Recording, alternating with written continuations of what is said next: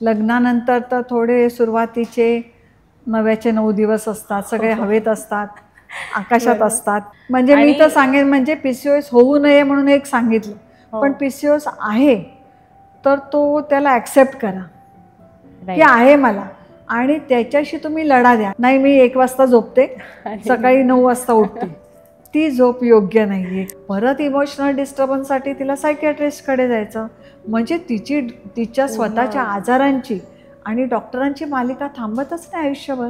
काही जण म्हणतात योगा करा, कोण म्हणतं प्राणायाम करा, कोण म्हणतं मेडिटेशन करा. सगळं करणं चांगलं आहे, पण वेळ आहे का आजच्या महिलेला हे करायला? आजकाल दोघेही करिअर ओरिएंटेड आहे, त्याच्यामुळे ते थकलेले असतात, दमलेले असतात, आणि त्याच्यामुळे सेक्शुअल लाईफ म्हटलं तर इंटरकोर्स 15-15 दिवस, महिनामध्ये एकदाही होत नाही. मोबाईल, TV, तुमच्या सिरियल, लॅपटॉप बघितले नाही पाहिजे असं प्रत्येक गोळ्या दिल्या जातात. पण त्या मुलीने किंवा त्या बाईने किती दिवस या गोळ्या खायच्या? 5वी गोष्ट आहे की आपल्याला जे आवडतं ते करा.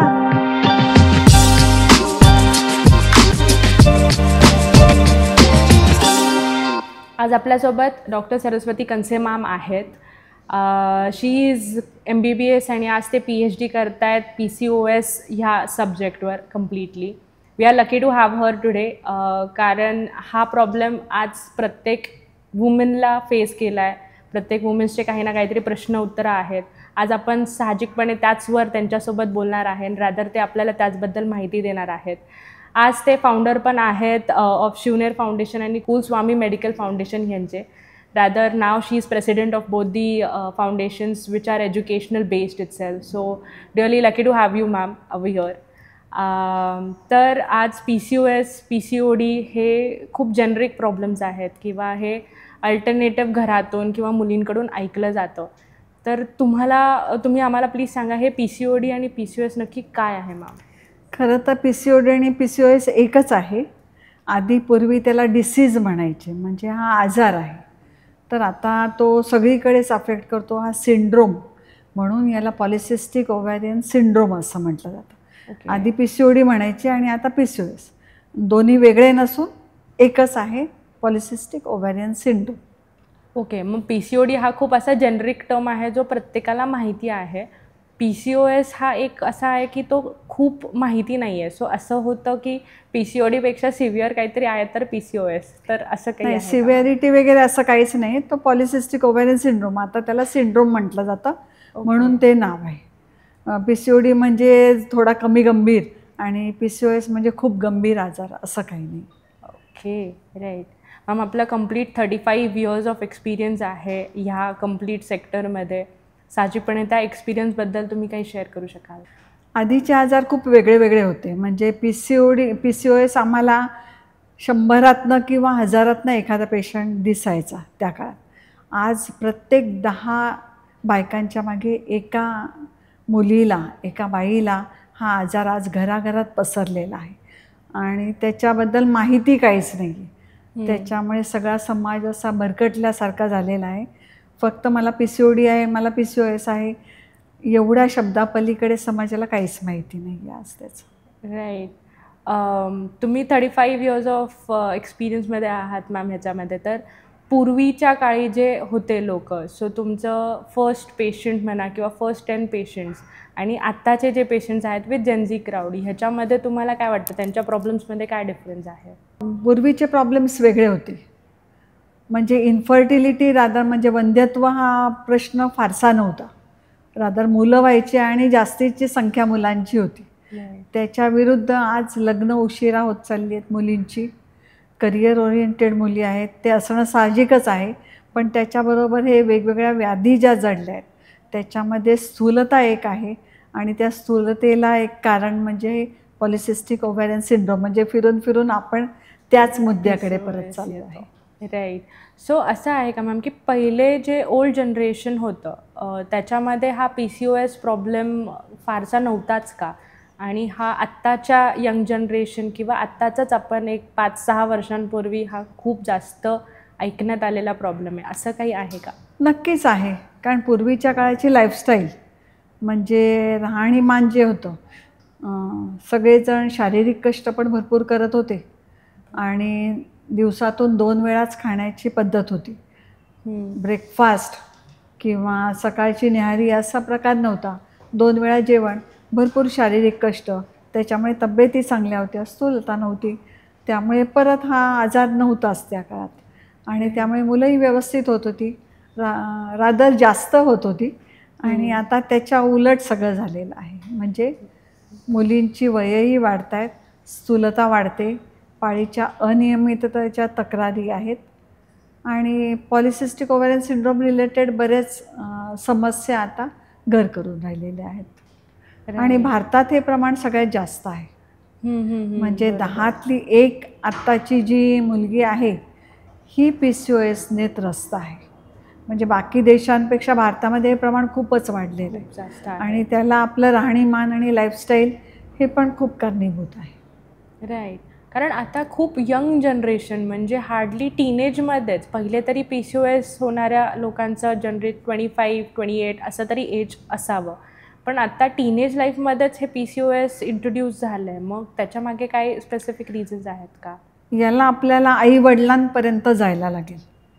म्हणजे आईवडील लग्नाच्या आधी त्यांची तब्येत कशी होती, ओके, त्यांचं खाणं काय होतं, जंक फूड आपण जे म्हणतो आजकाल, की बेकरीचे पदार्थ, गोड पदार्थ, तळलेले पदार्थ, हे पूर्वीच्या काळी नव्हते एवढे, पण आजकाल रोजच अवेलेबल आहेत. आणि आज स्त्री घराबाहेर पडते कामासाठी, त्यामुळे स्वयंपाकघर आणि त्यामध्ये ती जास्त व्यस्त नाही आहे, त्याच्यामुळे बाहेरचं हॉटेलचं खाद्यपदार्थ आणणं याच्यावरती भर दिला जातो. आणि साहजिकच मग लग्न झाल्यानंतर गरोदरपणापर्यंत हाच आहार होतो. दुसरी गोष्ट म्हणजे आज स्त्री रोज कामासाठी घराबाहेर पडते, त्याच्यामुळे तिला घरातलं पण टेन्शन आहे आणि तिला ऑफिसमध्येही जे टेन्शन आहे, त्याच्यामुळे स्ट्रेस फॅक्टर मुलींचा नक्कीच खूप वाढलेला आहे. ते एक कारण पॉलिसिस्टिक ओव्हॅरियन सिंड्रोमला म्हणता येईल आपल्याला. म्हणजे एक तर आहार मुलींचा, लग्नानंतरचा आहार याचाही परिणाम होतो, स्ट्रेस फॅक्टर वाढला आहे. तिसरी गोष्ट म्हणजे झोपही खूप कमी झाली. 7 ते 8 तास प्रत्येकाला झोप हवी आहे, पण सगळ्यात आपण कॉम्प्रोमाइज करतो, म्हणजे कमी करतो ते झोपेलाच कमी करतो. म्हणजे जी झोप 8 तास पाहिजे ती आपण 4 तास 5 तासावर आणलं आहे आणि प्राधान्य आपण बाकी कामांना सगळ्याला देतो आणि त्यामुळे याच्यामध्ये परत महिलाच सगळीकडे सफर होते, महिलाच त्याला टार्गेट होते. गरोदरपणात, आता याच्यानंतर गरोदरपणाकडे जाऊया आपण.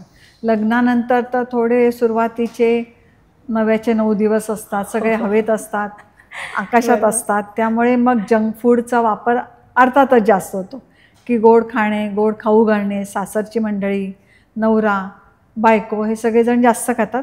गरोदर राहिल्यानंतरसुद्धा घरच्यांना वाटतं किंवा इच्छा होते किंवा वेळ नसतो म्हणून खूपच गोड पदार्थ, बेकरीचे आयटम, तळलेले पदार्थ खाल्ले जातात, त्याच्यावर कोल्ड ड्रिंक, या सगळ्याचा परिणाम काय होतो की गरोदरपणात मग आईचं सुद्धा खूप गोड खाल्लं जातं, मग आईची साखर वाढते. आणि आईची रक्तातली साखर वाढली म्हणजे ब्लड शुगर लेवल वाढली की ती शुगर बाळाकडे पण जाते आणि बाळाची शुगर वाढते. आणि मग गरोदर असताना म्हणजे बाळ जेव्हा आईच्या पोटात असतं तेव्हाच ती शुगर इतकी वाढली जाते की बाळाचं पॅनक्रियाज, स्वादुपिंड ज्याला आपण म्हणतो, की ते पॅनक्रियाज लगेच इन्शुलिन तयार करायला लागतं. म्हणजे गरोदरपणातच बाळाला आपण आईच्या पोटात असतानाच इन्शुलिन तयार करायला लागतं, त्याच्यामुळे ते स्वादुपिंड पॅनक्रियाज पण लवकर थकत जातं. जसं मूल जन्माला येतं ते 20व्या-30व्या वर्षी खूप थकलेलं असतं बाळाचं पॅनक्रियाज. आणि मग आजकाल जे लवकर आपण म्हणतो की का होतोय PCOS, का होतोय मुलांना डायबिटीस, का होतं अटॅक, का येतोय, या सगळ्याला आईचा आहार, वडिलांचा आहार, त्यांची झोप, त्यांचे टेन्शन, याच्याबरोबरच पुढचा मला एक मुद्दा सांगायला आवडेल की अल्कोहोलिझम, स्मोकिंग, म्हणजे तुम्ही दारू पिता, व्यसन केले जातं, सिगारेट घेतले जातं, तंबाखूचं सेवन, या सगळ्याचा परिणाम नक्कीच बाळावर होत राहतो. त्यामुळे जेव्हा आपल्याला हेल्दी ओव्हम नसतो, हेल्दी स्पर्म नसतो, तेव्हा बाळांना हे आयुष्यभर त्रास उपभोगायला लागतात. त्याच्यामुळे PCOS आईला जर का असेल तर 50% त्या मुलीला होतोच. आणि दुसरं असं नाही की मुलीलाच हा आजार होतो, मुलांच्यामध्येही त्रास होतो. त्याला PCOS म्हणत नाही, पण मुलांची जाडी खूप वाढते, त्यांच्या स्तनाचा आकार वाढतो आणि त्यांना पेनिसचे इरेक्टाईल डिस्फंक्शन खूप होत आहेत आजकाल. त्याच्यामुळे पुरुष आणि स्त्री दोघांना इन्फर्टिलिटी म्हणजे वंध्यत्वाचा सामना खूप करायला लागतो. राईट. सो हे असं नाही आहे की जन्म झाल्यावर स्ट्रेसफुल ॲक्टिव्हिटीज किंवा जंक फूडमुळंच PCOS होतो किंवा मुलांना ते प्रॉब्लेम्स होतात. हे असं नाही की त्याच टायमिंगमध्ये, हे दिस इज लाईक फ्रॉम पास्ट. आईवडिलांनी काळजी न घेतल्या किंवा स्मोकिंग ड्रिंकिंग वगैरे जास्त प्रमाणात असल्यामुळं बाळांना होणारा पण हा त्रास असतो. हां, म्हणजे आता याला कारण जेनेटिक पण आहे, म्हणजे आई वडिलांकडनं ज्या क्रोमोझोम्स आपल्याला येतात त्यामुळे एक आहे. आणि दुसरं आहे एपिजेनेटिक, म्हणजे जे आपलं पोल्युशन आहे, प्रदूषण आहे आपल्या इथे, त्याचाही परिणाम होतो. पेस्टिसाईड वगैरे जे भाज्यांवर वापरले जातात, फळांवर वापरले जातात, त्याचाही परिणाम होतो. जेनेटिक आई वडिलांचं तर आपण बदलू शकत नाही, पोल्युशन तर आपल्या हातात नाही. तर आपल्या हातात ज्या गोष्टी आहेत त्याच मी आज तुम्हाला सांगणार आहे की जे आपल्या हातात नाही त्याच्यावर आपण काहीच करू शकत नाही. ते आहे. कारण आज प्युबर्टी जसं मुलांमध्ये किंवा मुलींमध्ये चेंजेस फार लवकर येतात. जे आपण म्हणत होतो की एक 16व्या-17व्या वर्षी येणाऱ्या पिरियड्सला पण आज खूप लवकर पिरियड्स येऊन जातात. आणि मेनोपॉज जो हा आहे तो पण आज ठराविकपणे 30-35मध्ये पण म्हणजे बायकांचे पिरियड्स जात आहेत. तर ह्याच्या मागे पण काय रिझन आहे? याच्यामागे हेच आहे की आई आणि वडिलांचं, त्यांची तब्येत कशी आहे. आजकाल लग्न होतानाच मुलींचं स्थूलता असेल तर साहजिकच, आणि त्यांचा आहार, त्यांची झोप, त्यांचा असणारा स्ट्रेस, सनलाईट म्हणजे सूर्यप्रकाश, या सगळ्यांचा अभाव आहे. आपण ऑफिसमध्ये जातो तर तिथे सूर्यप्रकाश मिळतच नाही आहे आज आपल्या मुलींना किंवा सगळ्यांनाच, आणि या सगळ्याचा परिणाम होत राहतो. आणि आता स्थूलता म्हणजे याला कारण एक आहे की जेनेटिक फॅक्टर आहेच, की आईने काय खाल्लं त्याच्यावरती गरोदरपणात किंवा बाळाला अंगावरती दूध देताना याच्यावरती बाळाचा फॅट सेल नंबर तयार होतो. म्हणजे त्याचा आयुष्यभर फॅट सेल नंबर किती राहणार. आईने गरोदरपणामध्येच जंक फूड वगैरे जास्त खाल्लं तर अर्थातच बाळाचं स्थूलता लहानपणापासूनच सुरू होते. आणि जेव्हा स्थूलता जास्त असते तर त्याच्यामध्ये निसर्गता एक नियम आहे की रिप्रोडक्शन, प्रजनन क्षमता. तर ज्या मुलीचं वजन जास्त आहे किंवा ज्या मुलीचं फॅट सेल नंबर जास्त आहे तर त्याचा सिग्नल मेंदूकडे जातो की अरे ही मुलगी आता योग्य वयात आली आहे, ती प्रजनन क्षमतेच्या काबील झाली आहे, म्हणजे ती गरोदर राहण्यास काहीच हरकत नाही. हा सिग्नल मेंदूपर्यंत जातो आणि त्यामुळे त्या मुलींची पाळीसुद्धा लवकर येते, ज्याला आपण प्रिकॉशियस प्युबर्टी म्हणतो. त्यामुळे त्या मुलीची ज्यांची 13व्या-14व्या वर्षी आधी पाळी यायची, आजच्या मुलींची ती पाळी 9व्या आणि 10व्या वर्षी येते. खूप लहान वयात येते, जेव्हा त्यांना काहीच कळत नसतं. आणि जेव्हा पाळी लवकर येते, नियम असा आहे पाळीचा की ती लवकर आली तर लवकर जाते सुद्धा.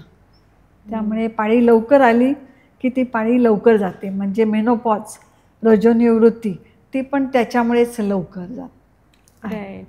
आणि आता जे टीनेजमध्ये मी म्हटलं पिरियड्स खूप लवकर येत आहेत किंवा मग येतानाच हार्डली एखाद मंथ व्यवस्थित येतो, पण इरेग्युलरिटीज खूप आहे.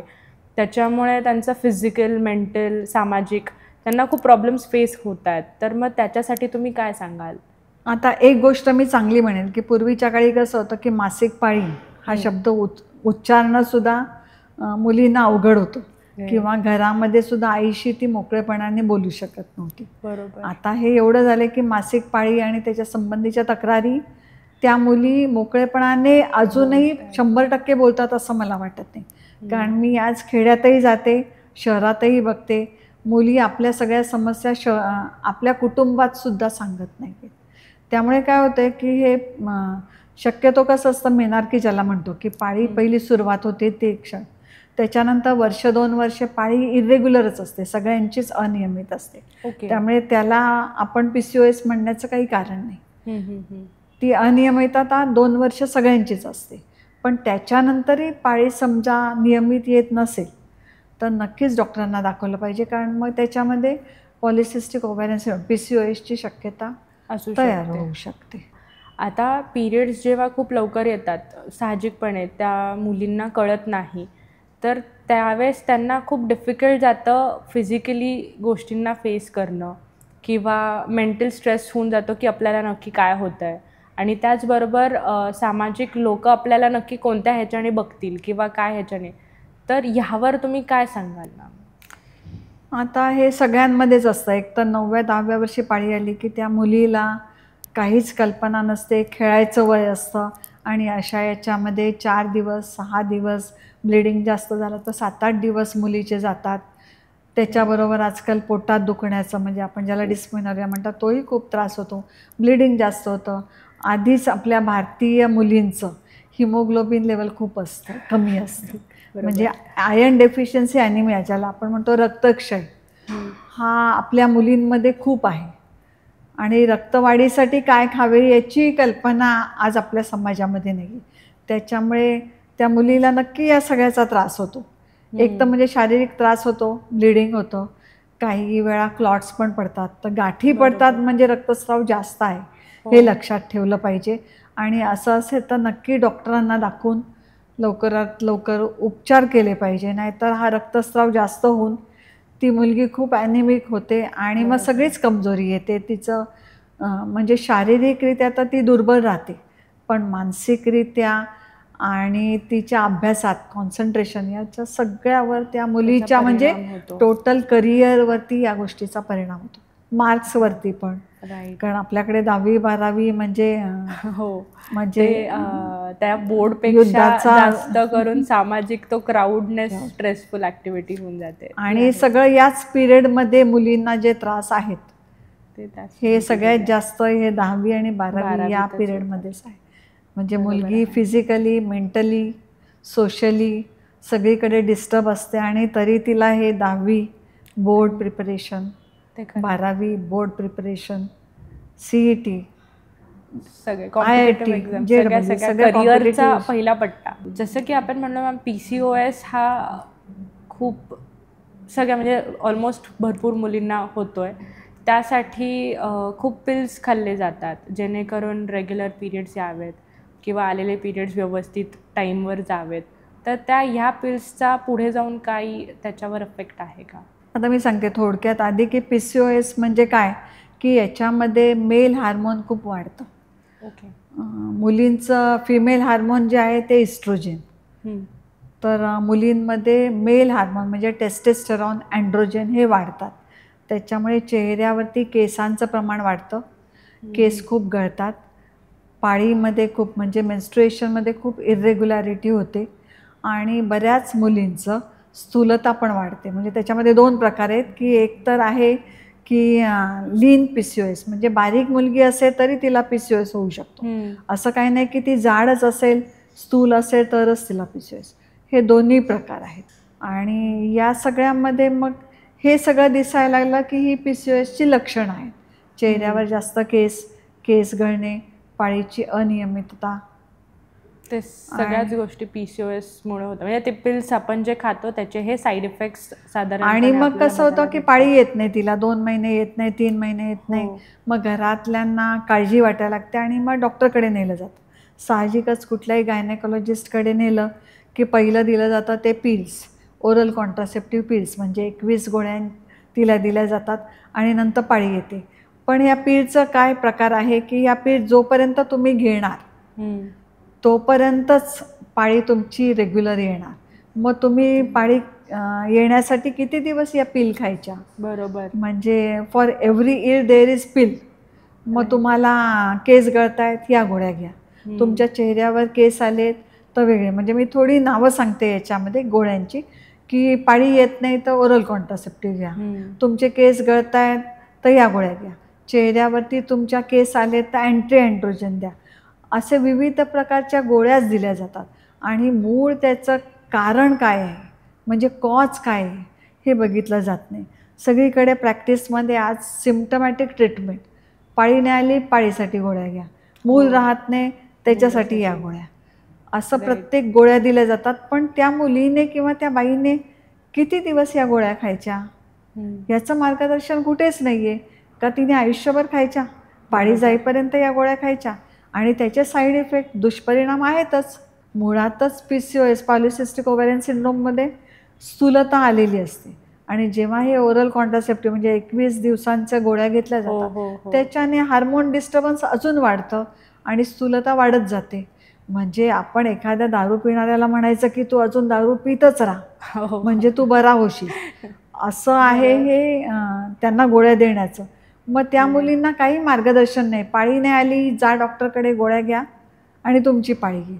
मग हे फक्त तेवढ्यापुरतंचं समाधान आहे, हे कारणाला उत्तरच नाही आहे. त्याच्यामुळे मला तर वाटतं हे गोळ्या किती दिवस आणि त्याचे दुष्परिणाम याच्यावरही आज विचार होणं गरजेचं आहे. त्याच्यापेक्षा सोपे मार्ग मी हळूहळू तुम्हाला सांगत जाणार आहे. राईट.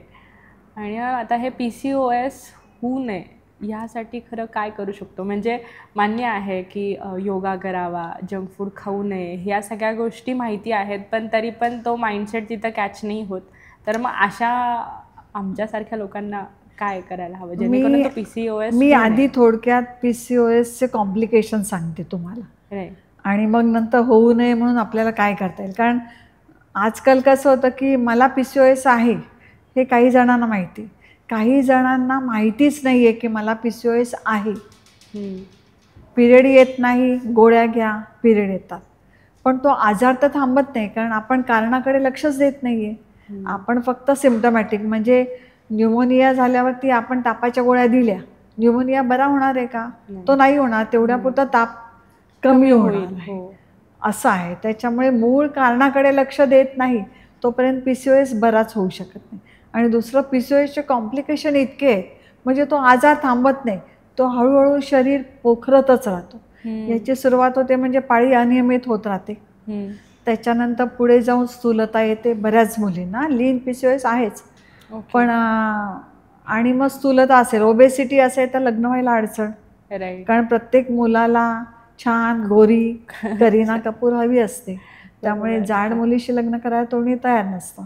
आणि त्याच्याबरोबर इन्शुलिन, आपण हायपर इन्शुलिनेमिया एक होतो म्हणजे मानेवरती वगैरे काळे वण येतात, थोडं पोटाचा आकार वाढतो, मग अशा मुलीशी लग्न करायला तयार होत नाही, त्याच्यामुळे लग्न उशिरा होतात मुलींच्या. PCOSचं दुसरं कॉम्प्लिकेशन आहे की इन्फर्टिलिटी, गर्भधारणा लवकर राहत नाही कारण तर स्त्रीबीज तयार होत नाही. पाळी इरेग्युलर असल्यामुळे स्त्रीबीज तयार होत नाही, त्याच्यामुळे गर्भधारणा राहत नाही. राहिलं तर मिसकॅरेजेसची संख्या खूप आहे, म्हणजे ॲबॉर्शन खूप होतात. त्याच्यातूनही एखादीची प्रेग्नन्सी राहिली तर तिला पुढे जाऊन जस्टेशनल डायबिटीस म्हणजे गरोदरपणातला मधुमेह होतो, कोणाचं ब्लड प्रेशर वाढतं आणि त्याच्यातूनही ती बिचारी पुढे गेलीच तर तिला मग लवकर प्री टर्म लेबरमध्ये जाते. काही वेळा मूळ जाऊ शकतं, काही वेळा मुलामध्ये व्यंग तयार होतात, हे सगळं. आणि मग ते पुढे जाऊन याच्या पुढे जाते ती, तर मग बाळाला दूध पाजण्यामध्ये वगैरे सुद्धा तिला अडचण येऊ शकते. त्याच्या पुढे गेलीच ती तर तिला डायबिटीस, ब्लड प्रेशर आणि गर्भपिशवीचा कॅन्सर, छातीचे कॅन्सर, म्हणजे ही मालिका कुठे थांबतच नाही PCOSची. आणि दुसरं आहे की तिने कुठल्या कुठल्या डॉक्टरकडे जायचं. पाळी तिची इरेग्युलर आहे त्यामुळे तिने गायनेकोलॉजिस्टकडे जायचं आधी, चेहऱ्यावर केस आहे म्हणून तिने स्किन स्पेशालिस्ट, लेझर, वॅक्सिंग ह्या सगळ्या गोष्टी करायच्या. नंतर लग्न झालं तर गरोदर पण नाही म्हणून परत इन्फर्टिलिटी IVF सेंटरला तिने जायचं. चुकून गरोदर राहिली तर पुढे फिजिशियन, डायबिटीससाठी तिला फिजिशियनकडे जायचं. आणि या सगळ्या याच्यामध्ये ती मेंटली इतके डिस्टर्ब होते की तिला सायकियाट्रिस्टची मदत घ्यायलाच लागते. एन्झायटी, डिप्रेशन हे सगळे पलटे तिच्यामध्ये येतात, त्याच्यामुळे तिला सायकियाट्रिस्टकडे जायला लागतं. आणि याच्यातून ती मेनोपॉजकडे जायला लागली की तिला डायबिटीस, हायपरटेन्शन म्हणजे परत फिजिशियनकडे जायचं, परत इमोशनल डिस्टर्बन्ससाठी तिला सायकियाट्रिस्टकडे जायचं. म्हणजे तिच्या स्वतःच्या आजारांची आणि डॉक्टरांची मालिका थांबतच नाही आयुष्यभर. Very true. आणि याची म्हणजे समाजामध्ये माहितीच नाही आहे की एकदा PCOS झाला की तो तुम्हाला आयुष्यभर पोखरणार आहे, तुम्ही त्याच्याकडे लक्ष द्या नाही तर नका देऊ, ही मालिका थांबणार नाही. त्याच्यामुळे वेळीच जागरूक होणं आणि त्याला थोपवणं हेच समाजाने करणं खूप गरजेचं आहे. आणि मला एक याच्यामध्ये सांगावंसं वाटतं की समाजामध्ये याच्यामध्ये प्रबोधन होत नाहीये. लोकांना काहीच माहिती नाहीये. PCOS काय माहिती खरंच नाही नाहीये, माहिती मॅम. कशाशी खातात हे माहिती नाहीये. यूट्यूबवर बघावं तर त्याच्याबद्दल माहिती नाहीये. आणि माहिती आहे तर काही माहिती आहे. कोणी जिरा पावडर म्हणतं, कोण धना पावडर म्हणतं, कोण मध खा म्हणतं, कोणी काही म्हणतं. कोणी म्हणतं 2 वेळा जेवा, कोण म्हणतं 4 वेळा जेवा. राईट, ते आहे. नाही, आणि आज ही कोण पूर्ण म्हणतं मग डार्क चॉकलेट खा, कोण म्हणतं कोल्ड्रिंक घ्या, कोण म्हणतं फ्रूट ज्यूस खा. म्हणजे हे आजारांचं आणि त्याच्यावरती न्यूट्रिशनचे सल्ले देणारे आज भरपूर आहेत, पण ते योग्य आहे. सल्ला देणारे खूप कमी आहेत. नाही, आज हा कम्प्लीट PCOSचा जर्नी ऐकताच साहजिकपणे काळजी घेणं आणि अवेअर राहणं हे खूप इम्पॉर्टंट आहे. कारण जसं तुम्ही सुरुवातपासून सांगितलं, साहजिकपणे ती एक पूर्ण लाईफ सायकल आहे एका फिमेलची, हो. जी ती सगळ्याच गोष्टी अंडरगो करते. आणि त्यामध्ये समजा जर ही काळजी न घेणे किंवा अवेअर नाही राहिली तर साहजिकपणे लास्ट म्हणजे आफ्टर मेनोपॉज पण तिला हायपर टेन्शन अँड ऑल तर सगळ्याच गोष्टी असतातच आहेत किंवा आहेतच. तर नक्कीच काळजी घेणं आणि अवेअर राहणं हेच त्याच्यावरचं एकमेव सोल्युशन आहे जे तुम्ही सांगितलं आहे. साहजिकपणे PCOSची ही पूर्ण सायकल कळाल्यावर तर जेन्युनली असं थोडी भीती वाटली की बापरे, जर हे अवेअरनेस नाही झालं किंवा हे जर गोष्टी वेळेत कळाल्या नाहीत तर साहजिकपणे महिलांना खूप जास्त त्रास आहे पुढे जाऊनही. त्यामुळं त्यांनी काळजी घेणे हेच त्याच्यावर एक छान उपाय आहे. पण हे होऊ नये त्यासाठी काय सांगा ना? म्हणजे आता खूपच वाईट जर्नी ऐकली PCOSची की ती होऊ नये, पण तेच आपण टाळण्यासाठी काय गोष्टी करू शकतो? आता PCOSची वेगवेगळी कारणं आहेत. त्याच्यामध्ये जेनेटिक आहे. हो, आपण आई वडील तर नाही बदलू शकत. बरोबर. एपिजेनेटिक फॅक्टर आहे की जे की पॉल्युशन, प्रदूषण आहे किंवा पेस्टिसाईड आहे, याचा पण आपण वापर रोखू शकत नाही. तर आपल्या हातामध्ये काय काय आहे तर लाईफस्टाईल मॉडिफिकेशन. सरळ सगळे डॉक्टर पण सांगतात की तुम्ही वजन करा. ज्या स्थूल आहेत म्हणजे ओबीज ज्या PCOS आहे किंवा लीन PCOS यांना सुद्धा सांगतात की तुम्ही वजनावरती किंवा आहार लाईफस्टाईल मॉडिफाय करा. अरे पण लाईफस्टाईल मॉडिफाय करायचं म्हणजे काय हे कोण सांगणार? राईट. एक वाक्य लिहिलं जातं डॉक्टरांकडनं की लाईफस्टाईल मॉडिफाय करा, वजन कमी करा. पण ती महिला आधीच इतकी गोंधळलेली असते वेगवेगळ्या डॉक्टरकडे जाऊन, तिला कळतच नाही आता वजन कमी करू मी कसं करू. मग ती वेगवेगळे व्हिडिओ बघते, मग वेगवेगळे उपाय तिला सांगितले जातात, तसे ती प्रयत्न करते बिचारी, मनापासून करते, पण तिला त्याच्यात यश येत नाही. वजन तर काही कमी होत नाही, पाळी तर काही नियमित येत नाही. तर हे सगळं कसं करायचं हे मी सांगणार आहे. ही खरं तर पंचसूत्री आहे. तर याच्यात सगळ्यात महत्त्वाचा जे रोल आहे, रोल मॉडेल जे आपण म्हणतो की हे PCOS कशामुळे होतं तर हायपर इन्शुलिनिमिया, म्हणजे शरीरातलं इन्शुलिन खूप वाढतं.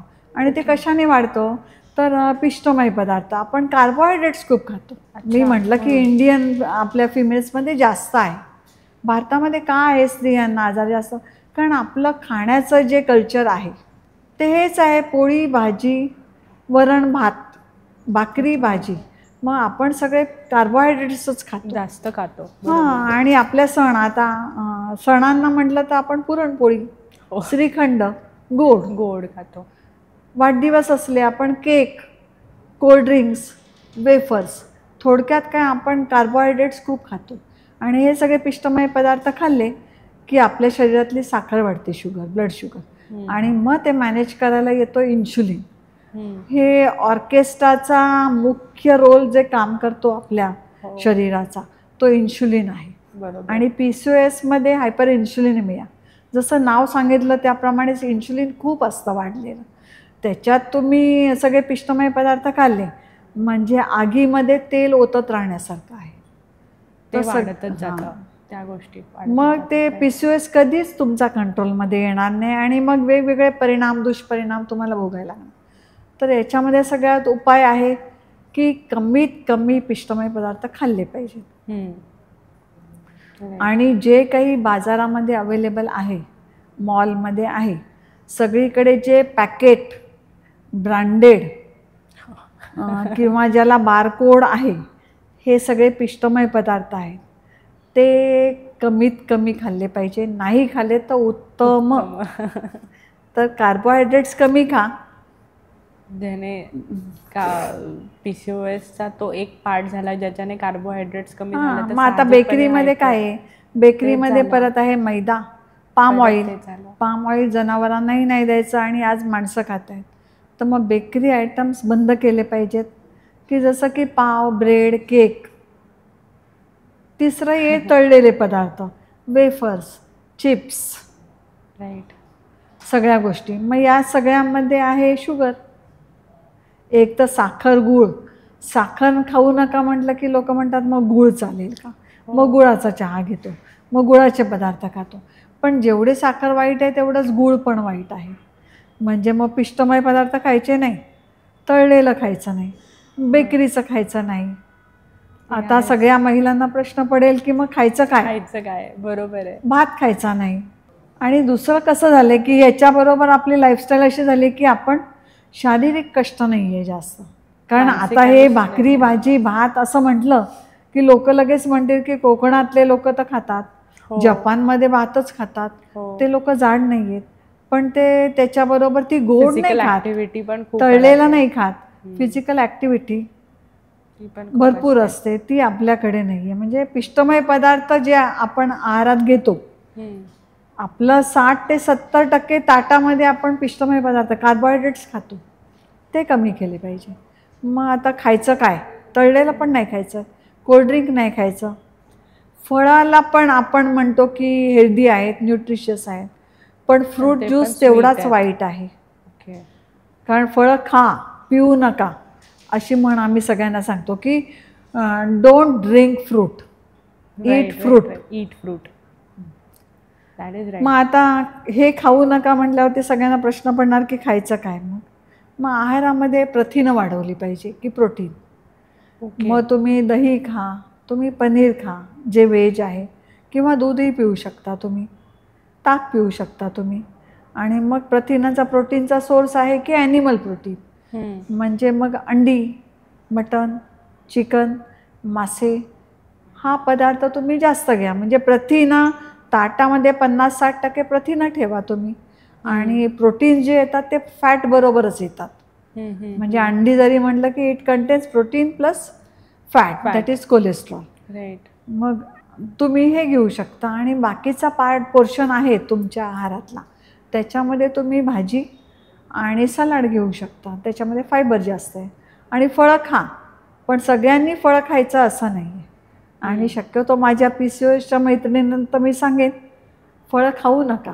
कारण फळं म्हणजे साखर, साखर म्हणजे शुगर. शुगर आली की ते इन्शुलिन आलंच, आणि तो इन्शुलिन तर आपला शत्रू आहे PCOSचा. त्यामुळे साखर नाहीच खाल्ली पाहिजे. मग तुम्ही आहारामध्ये प्रोटीन आणि फॅट जास्त वाढवा, कार्बोहायड्रेट कमीत कमी खा. हे झालं आहाराचं.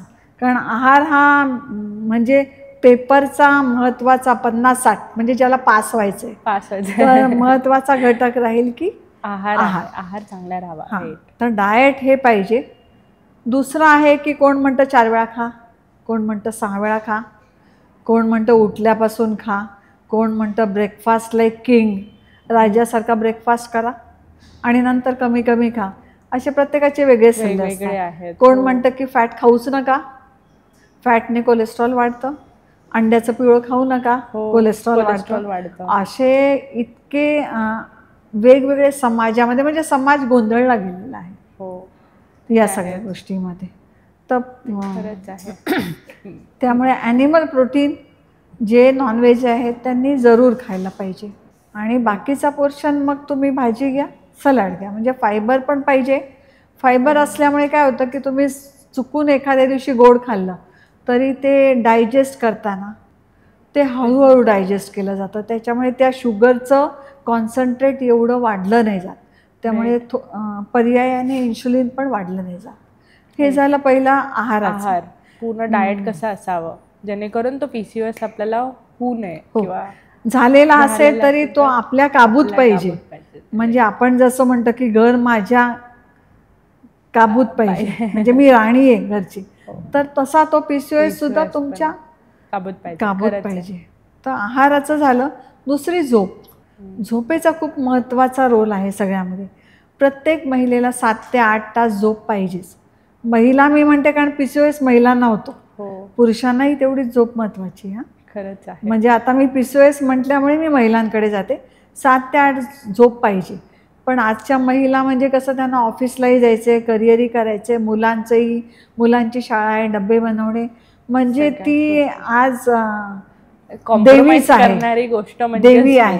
खरंच आहे. म्हणजे ते महिलाची एक सुपर पॉवर आहे. मला यावेळी सांगावंसं वाटतं की सगळ्याच महिलांमध्ये इस्ट्रोजन नावाचा हार्मोन आहे. ओके. हां, मेन हार्मोन आहे महिलेचं, ते आहे इस्ट्रोजन, आणि ते महिलेला सुपर पॉवर बनवतो. म्हणजे एकावेळी अनेक कामं करू शकण्याची ही जी पॉवर आहे, ते ब्रेनमध्ये सेंटर आहे आणि ते इस्ट्रोजनच्या कंट्रोलमध्ये आहे. त्यामुळे आज महिला म्हणजे जशी देवी दाखवतात, हो तसं 8 हात असलेली महिला एकावेळी बरीच कामं करू शकते. ही तिची सुपर पॉवर आहे आणि ती तिची कवच कुंडलं पण आहेत. त्याच्यामुळे तिला वेगवेगळे आजार होत नाहीत. राईट. पण याच्यामध्ये तिने आहारामध्ये गडबड केली, झोपेमध्ये गडबड केली, टेन्शन खूप आले, या सगळ्याचा परिणाम तिच्या सुपर पॉवरला कमी करण्यामध्ये होऊ शकतो. म्हणजे थोडक्यात PCOSला ते वाढवू शकतो. तर 7 ते 8 तास झोप घेतलीच पाहिजे. आणि बरेच जण म्हणतात मी 12ला झोपेन, मी 1ला झोपेन, थोडं मोबाईल बघेन, थोडंसं रील सगळे बघेन, मग झोपेल. पण आपण झोपण्याच्या आधी 2 तास मोबाईल, TV, तुमच्या सिरियल, लॅपटॉप बघितले नाही पाहिजे. कारण त्याच्यातली जी ब्ल्यू लाईट आहे ती संवेदना देते मेंदूमध्ये की आता तू जागी राहायला पाहिजे. त्यामुळे तुम्ही जेवण झालं की 2 तास, म्हणजे एक तर जेव्हा 8 वाजता रात्री आणि 10 वाजता तुम्ही झोपलंच पाहिजे. तर सगळे जे चांगले हार्मोन्स आहेत, आपलं ग्रोथ हार्मोन जे शरीराची रिपेअर करतं, ते ग्रोथ हार्मोन तुम्ही 10ला झोपले तरच तयार होतं. मेलाटोनिन, चांगली झोप येण्यासाठी मेलाटोनिन गरजेचं असतं.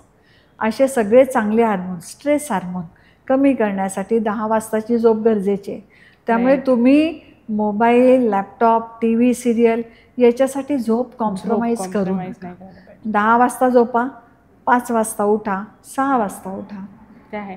आणि मोस्टली सगळे फिमेल्स जर बघितले गेले तर सगळ्यात कॉम्प्रोमाइज करणारी गोष्ट म्हणजे झोप, एवढीच एक आहे. हां, झोप कॉम्प्रोमाइज करता करता सगळ्या गोष्टी. म्हणजे मी मोबाईल अपडेटेड राहिलं पाहिजे, मी सोशल मीडियावर पाहिजे, मी रील केले पाहिजे, जरूर करा, पण 10 वाजता झोपलं पाहिजे. मग तुम्ही पहाटे उठून रील केले तरी चालेल मला. बरोबर आहे.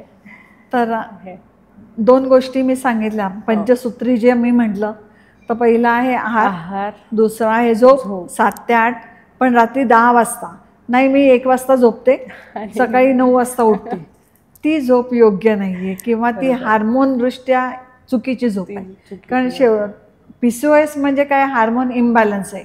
आपल्याला ते हार्मोन सगळे जागेवर आणायचे आहेत. ती झाली झोप. तिसरं आहे स्ट्रेस. स्ट्रेस म्हणजे टेन्शन. आज महिलेला सगळ्या जबाबदाऱ्या स्वतःच घ्यायच्या आहेत.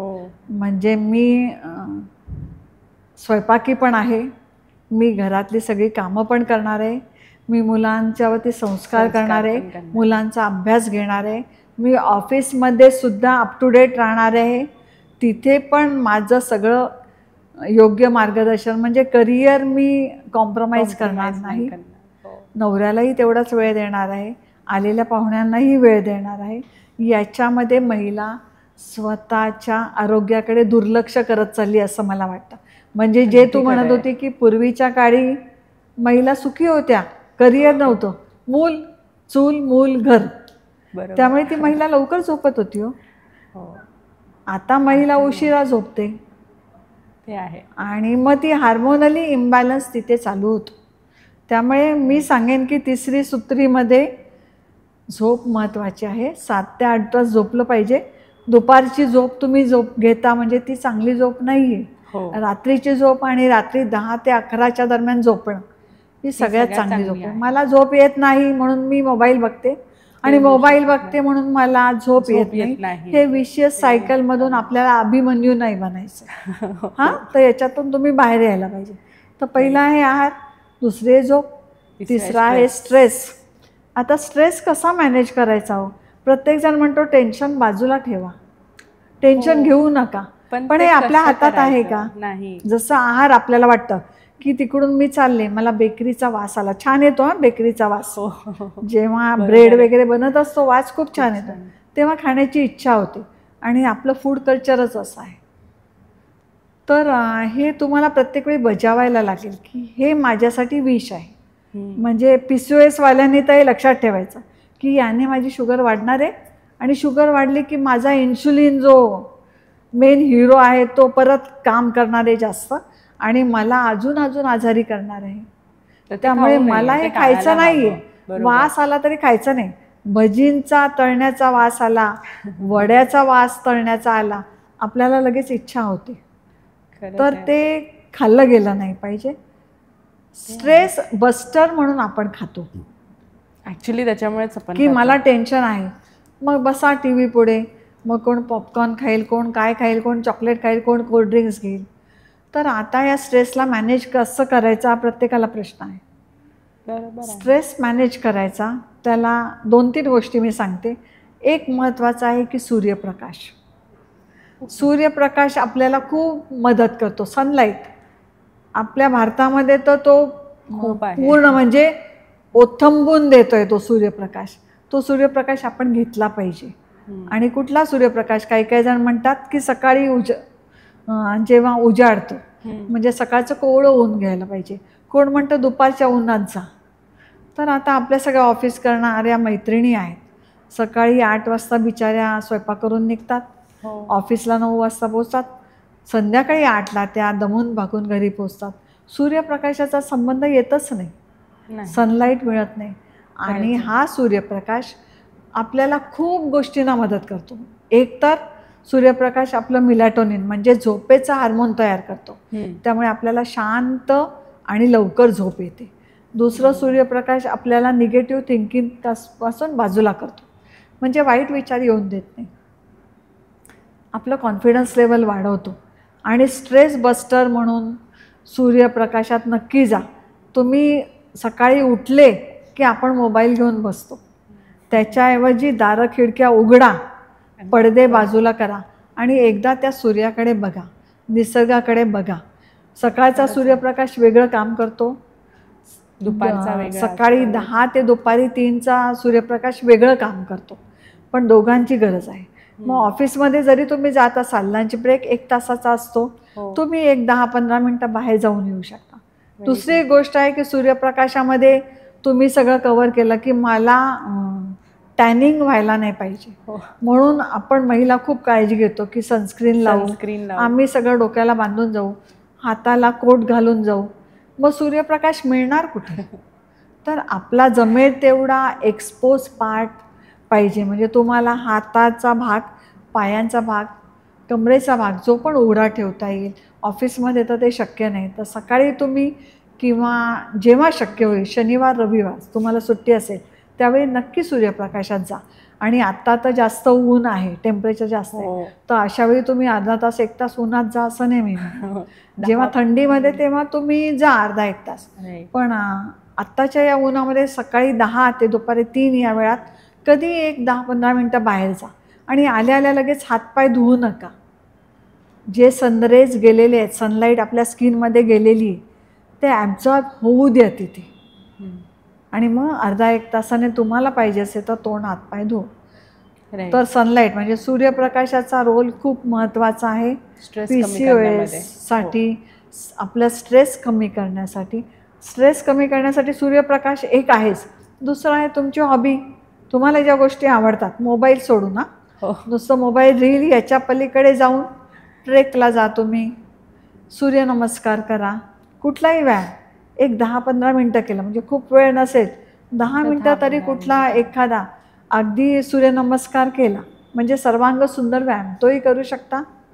पळू शकता, स्किपिंग करू शकता. अगदीच नाही जमलं तर घरामध्ये जिना असेल तर 2-3 पायऱ्या चढ उतार एक 10-15 मिनटं करा. घामाघूम व्हा. जेव्हा स्वेटिंग होतं, घाम येतो, तेव्हा आपले सगळे हार्मोन्स मग व्यवस्थित काम करायला सुरुवात होतात आणि आपला स्ट्रेस पण कमी होतो आणि कॉन्फिडन्स लेवल पण वाढते. तशी गरजेचीच आहे कॉन्फिडन्स.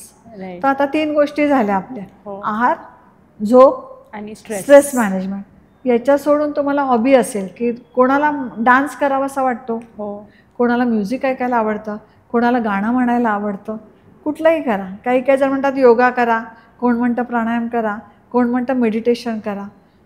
सगळं करणं चांगलं आहे, पण वेळ आहे का आजच्या महिलेला हे करायला?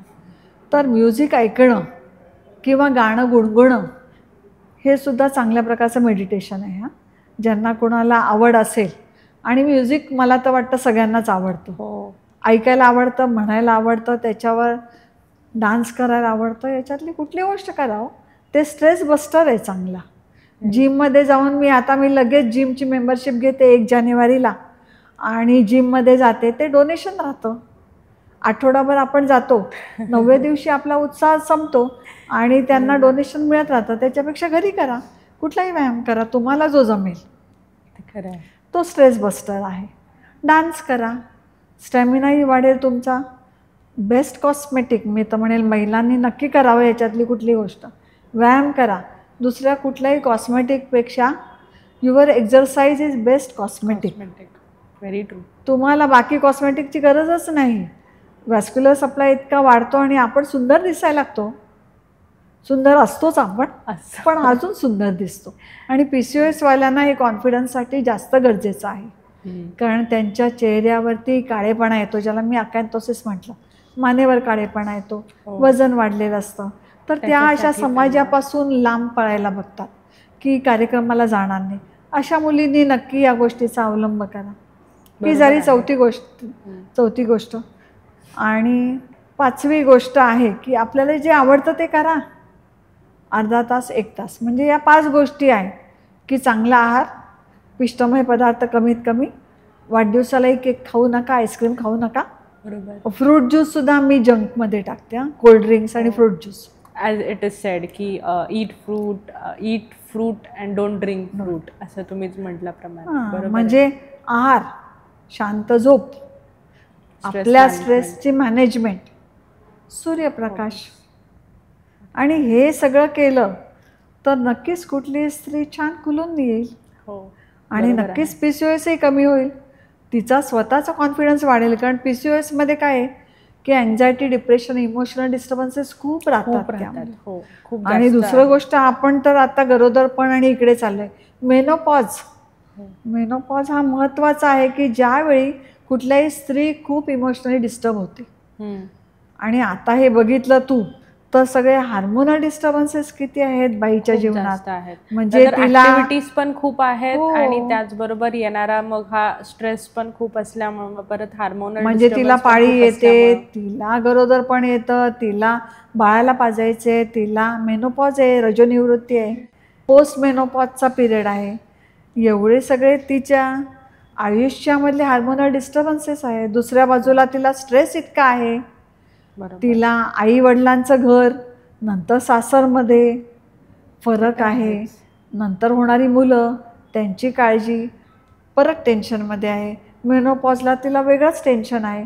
पोस्ट मेनोपॉजला मी दुर्लक्षित आहे किंवा माझ्या हातात सत्ता नाही म्हणून वेगळंच रिकामेपण आहे.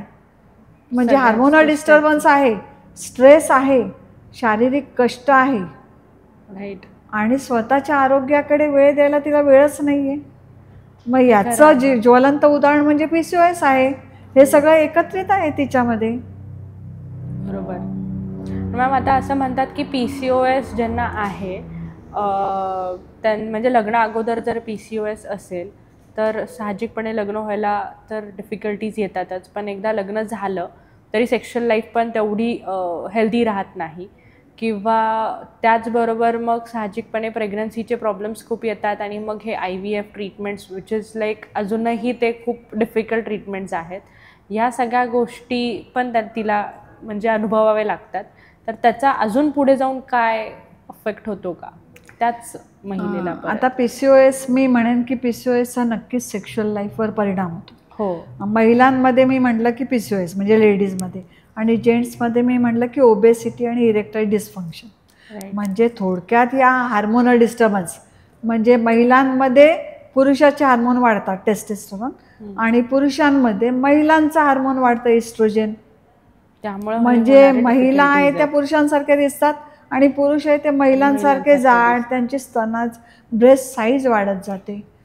आणि सेक्शुअल लाईफमध्ये नक्कीच डिस्टर्बन्स होतो त्याच्यामुळे, की पुरुषांमध्ये इरेक्टाईल डिस्फंक्शन असेल तर सेक्शुअल लाईफ चांगलं राहणारच नाही. Rather sex it is very rear.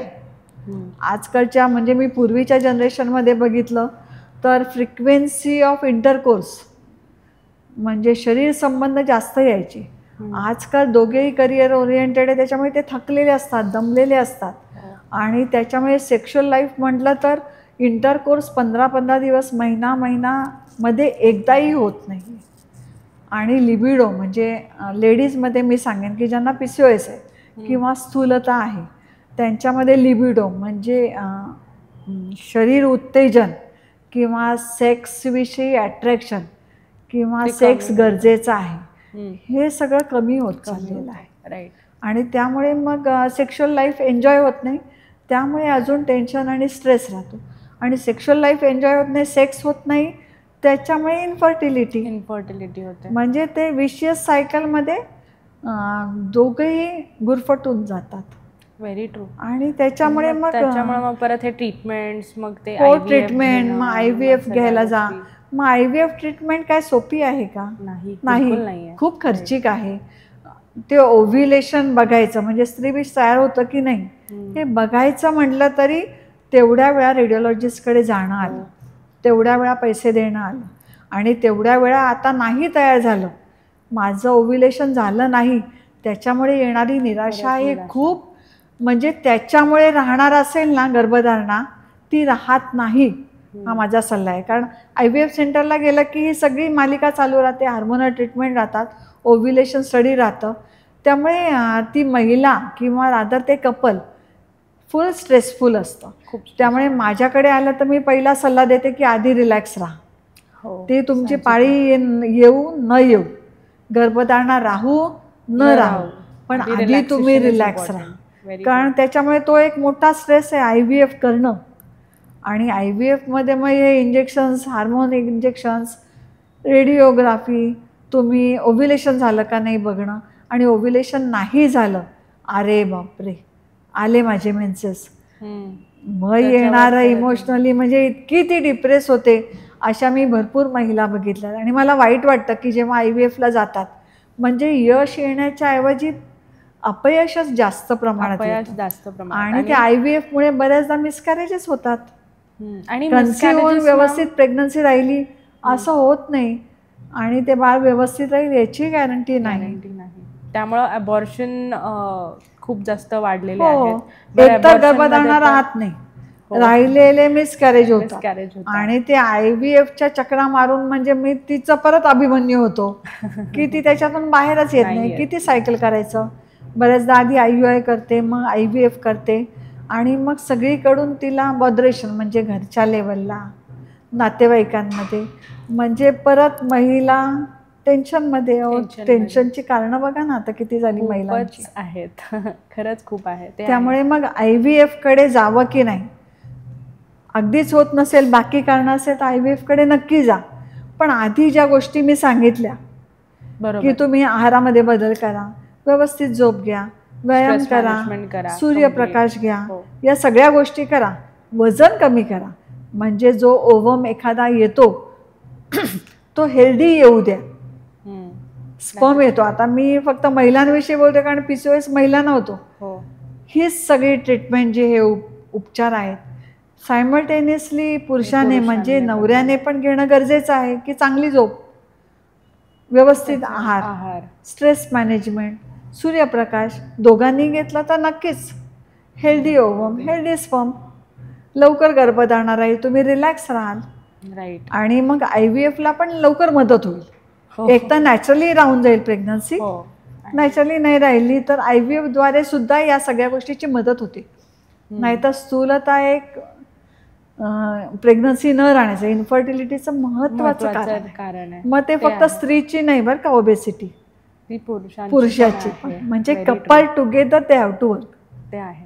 आणि आपण व्यसनांचं सांगितलं का की अल्कोहोल आणि स्मोकिंग, ज्यांना कोणाला गर्भधारणा किंवा प्रेग्नन्सी, प्री प्रेग्नन्सी ट्रीटमेंटमध्ये दोन्ही कपलने डॉक्टरकडे जाऊन काय काय बदल करायचे आपण, आहारात काय बदल, आपल्या विचारल्या पाहिजे, हो हॅबिट चेंज झाल्या पाहिजे, चेंज झाल्या पाहिजे. स्मोकिंग बंदच केलं पाहिजे, अल्कोहोल बंदच केलं पाहिजे. आपल्याला जर का पुढची येणारी प्रजा किंवा आपलं येणारं आता अपत्य म्हणजे मूल आपण काय 4-4 होऊन नाही देत आजकालची पिढी, 1 नाही तर 2, तर ते निरोगी पाहिजेच, बुद्धिमत्ता चांगली पाहिजेच, इंटलेक्च्युअली स्ट्रॉंग पाहिजेच.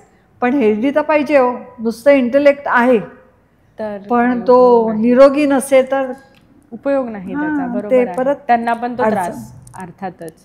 अर्थातच की प्री प्रेग्नन्सी असताना खरंच ही काळजी घेतली पाहिजे. No smoking, no drinking. ते अल्टिमेट परत स्ट्रेस मॅनेजमेंट केलं तर साहजिकपणे या सगळ्या गोष्टी टाळू शकतो माणूस. तर तुम्ही जे 5 गोष्टी सांगितल्या विच इज व्हेरी इम्पॉर्टंट, की डाएट नीट झालं, झोप नीट झाली, स्ट्रेस मॅनेजमेंट झालं तर साहजिकपणे ड्रिंकिंग कमी होईल, स्मोकिंग कमी होईल. आणि अल्टिमेटली सनलाईट. त्यामुळे अल्टिमेटली येणारी जे मूल आहे किंवा येणारं जे व्यक्ती आहे ते निरोगी आपण तरी स्वतः जन्म घालू शकतो. हो, नाही तर मग 20व्या वर्षी डायबिटीज झाला आणि 25व्या वर्षी हार्ट अटॅक आला. असं कसं झालं? पूर्वी होत नव्हतं, कारण पूर्वीच लाईफस्टाईल वेगळी होती, आहाराची पद्धत वेगळी होती. एवढ्या बेकरी नव्हत्या तेव्हा, एवढे मॉल नव्हते.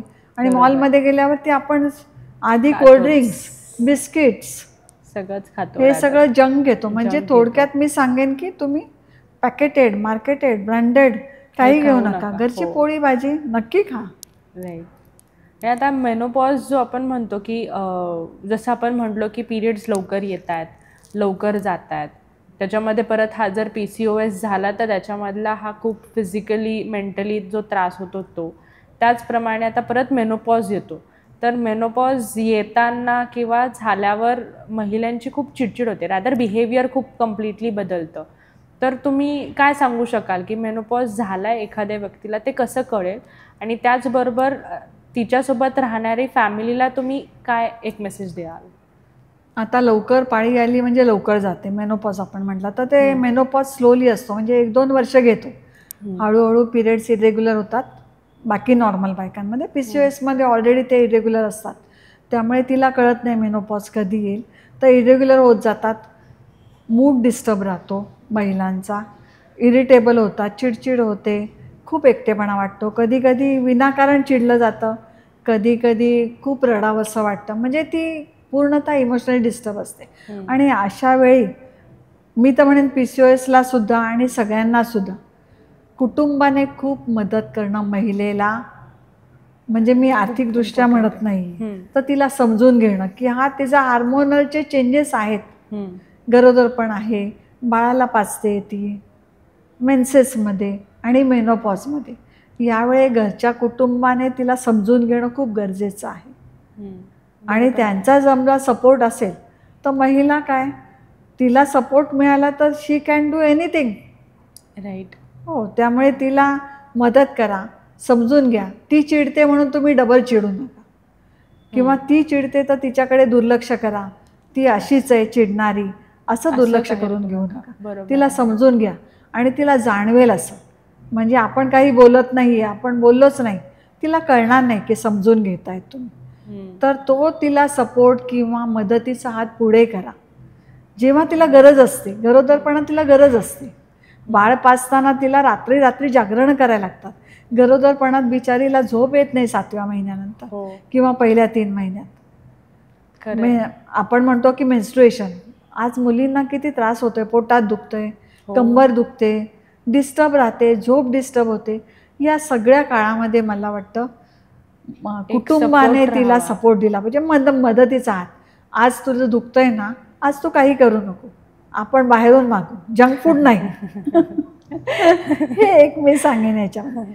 किंवा तिला समजून घ्या आणि तिला ते जाणवू द्या तुमच्या वागण्यामध्ये, तुमच्या बोलण्यामध्ये, आणि दुर्लक्षित करू नका. महिला आजची सक्षम आहे, तिला मी अष्टावधानी म्हटलेलं आहे, अष्टभुजा आहेत, तिला सगळी कामं करते. तर तिला तुम्ही फक्त चांगलं झालं असं म्हटलं ना, ती हिरिरीने स्वयंपाकसुद्धा छान करते. तर तुला आता मेनोपॉज आहे, त्रास होतोय, तुला पाळीमध्ये अडचणी येत आहे किंवा इरेग्युलर येत आहे, चिडचिड होते, तर तिला समजून घ्या आणि तिला या सगळ्यातून पार करण्यासाठी तुमची मदत मिळाली ना, ती लवकर छान recover फुलून होईल rather. जास्त रिकवर होते. जास्त तिला recover तुम्ही तेव्हा चिडचिड केली किंवा तिला समजून नाही घेतलं ना, त्या महिलेचा मेनोपॉज ना 2 वर्षाचा आहे ना, तो 4-5 वर्ष चालत राहतो. हे मी स्वतः अनुभवाने बघितलेलं आहे. त्याचऐवजी तिला तुम्ही मदत केली, तिला मदतीचा हात, सहानुभूती जरी दाखवली आणि या सगळ्या 5 गोष्टी मी सांगितल्या, या मेनोपॉजच्या बायकांनी जरूर करा. या बाबतीत मी एक सांगेन की महिलांमध्ये उगीचच गैरसमज आहे की जिमचे व्यायाम मला करायचे नाहीत, माझे मसल बिल्ड नाही व्हायला पाहिजे, म्हणजे मी काय पुरुषांसारखी दिसली नाही पाहिजे. हे गैरसमज आहे. प्रत्येक स्त्रीला व्यायामाची पुरुषांइतकीच गरज आहे. आपण बघतो महिला व्यायाम करतात, कुठल्या कॅटरीना कैफ व्यायाम करते, करीना कपूर व्यायाम करते, पण आपण करत नाही, आपल्याला वेळ नाही म्हणतो. तर माझा महिलांना एवढाच सल्ला राहील की 10 मिनटं का होईना व्यायाम करा. आणि मेनोपॉज किंवा मेनोपॉज नंतर वेट ट्रेनिंग किंवा सोबतच वेट ट्रेनिंगची खूप गरज आहे महिलांना. बरोबर. रादर मी सांगेन की हायपर इन्शुलिनेमिया म्हणजे इन्शुलिन जास्त आहे PCOS वाल्यांनी तर वेट ट्रेनिंग वगैरे सुद्धा जरूर करावं. बरोबर. म्हणजे तुमचे मसल चांगले तयार झाले तर ते शुगर लवकर ते वापरून घेतात आणि इन्शुलिन कमी करायला किंवा इन्शुलिन सेन्सिटिव्हिटी वाढवायला हे आपले मसल खूप मदत करतात. त्याच्यामुळे असं महिलांनी काही मी पुरुषी दिसेन असं काही म्हणू नये. व्यायाम नक्की व्यायाम करणे. तुम्हाला जिममध्ये शक्य असेल तर, नाही तर तुम्ही 4 डंबेल पुलीज घरी आणा. आणि तेही नाही जमलं तर वाळूच्या 1-1 किलो 2-2 किलोच्या पिशव्या घ्या, हातात घ्या, हातवरती घ्या. म्हणजे असे कुठलेही तुम्ही वेट ट्रेनिंग साधे सुधे घरगुती म्हणजे 1-2 लिटरच्या पाण्याच्या बॉटलसुद्धा हातात घ्या, हात वर करा. असं वेट ट्रेनिंग तुम्ही करू शकता. आणि त्याचा मेनोपॉज, PCOS, हार्मोन सगळे जे डिस्टर्बन्सेस आहेत सगळ्याला छान मदत होते. खरंच आहे. सो आपण मेनोपॉजबद्दल जेन्युअनली सगळ्या ऐकल्या. मेनोपॉजमध्ये होणारे जे इमोशनल अनस्टेबिलिटी आपण जे म्हणतो त्या सगळ्या गोष्टी बघितल्या आहेत. आणि त्याचबरोबर मेनोपॉज संपतो की चला ठीक आहे पिरियड संपले, तर कुठेतरी आजच्या ज्यांना मेनोपॉज अजून स्टार्ट झाला नाही आहे त्यांना असं वाटतं की चला सुटले आता एकदाचं सुटलो. पण मग ह्याच्यानंतरचे पण काही त्रास आहेत का? नक्कीच त्रास आहेत. कारण जे महिलेला PCOS आहे, मी जी मालिका सांगितली त्या मालिकेमध्ये PCOSला नंतर डायबिटीस होणं आहे, हायपरटेन्शन आहे, कधी कधी गर्भपिशवीचे कॅन्सर होऊ शकतात कारण तिची पाळी अनियमित असते. त्याच्यामुळे एंडोमेट्रियम जो आतला थर आपण म्हणतो तो ऑलरेडी जाड असतो, तो वरचेवर मेन्सेस न आल्यामुळे तो जाड होत जातो. आणि एंडोमेट्रियल कॅन्सर आणि ब्रेस्ट कॅन्सरचं PCOSमध्ये प्रमाण जास्त आहे, PCOSमध्ये. आणि नंतर मेनोपॉज नंतर जो मी म्हटलं ना की इस्ट्रोजन म्हणजे सुपर पॉवर, महिलेचा जो सुपर हार्मोन आहे तो कमी होतो, इस्ट्रोजन कमी होतो. त्यामुळे मग ती पुरुषांसारखीच सगळ्या आजारांना तोंड द्यायला लागतं तिला. म्हणजे तिची ढेरी वाढेल, तिचं डायबिटीस वाढेल, नसेल तर तो चालू होईल, हायपरटेन्शन चालू होईल, म्हणजे सगळे हाडांमधलं कॅल्शियम कमी होईल ज्याला आपण ऑस्टिओपोरोसिस म्हणतो, हाडं ठिसूळ होतात. आणि मग कधीतरी थोड्या अंतरावर पडलं की मग फ्रॅक्चर्स. म्हणजे ही मालिका मेनोपॉज नंतरही थांबत नाही. आणि काही काहींना पोस्ट मेनोपॉझल ब्लिडिंग होतं, म्हणजे मग कॅन्सरची सुरुवातही होऊ शकते. म्हणजे ही मालिका मेनोपॉज नंतर प्रत्येक स्त्रीच्या आयुष्यात आहे. त्याच्यामुळे आपल्याला आपले हार्मोन्स व्यवस्थित ठेवणं खूप महत्त्वाचं आहे. आणि त्यासाठी तुम्ही सांगितल्याप्रमाणे बेसिक काही खूप इम्पॉर्टंट गोष्टी आहेत, ही पंचसूत्री ते फॉलो केलं तर साहजिकपणे ही पूर्ण सायकल आपण टाळू शकतो. आहार, झोप, व्यायाम, स्ट्रेस मॅनेजमेंट आणि सनलाईट कम्प्लिटली. व्यायाम विसरायचा नाही.